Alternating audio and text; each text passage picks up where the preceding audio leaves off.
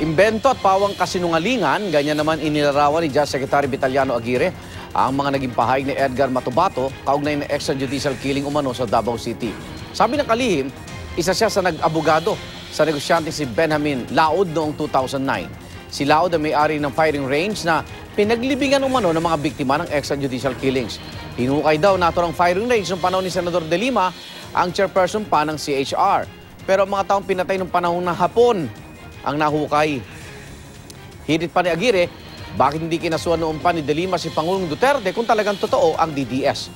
Paniwala ng kalihim, inilabas ni Matubato para ilis na ang atensyon ng publiko sa isyu ng kalakaran ng droga sa Bureau of Corrections kung saan idinadawit naman si De Lima. Bakit nung nasa Pinoy administration pa, bakit hindi sila nakapagdemanda kung naniniwala sila rito? O bakit ngayon lang? Porque nalaman nila yung mga testimony laban kay De Lima na talagang explosive, 10 times more explosive than this.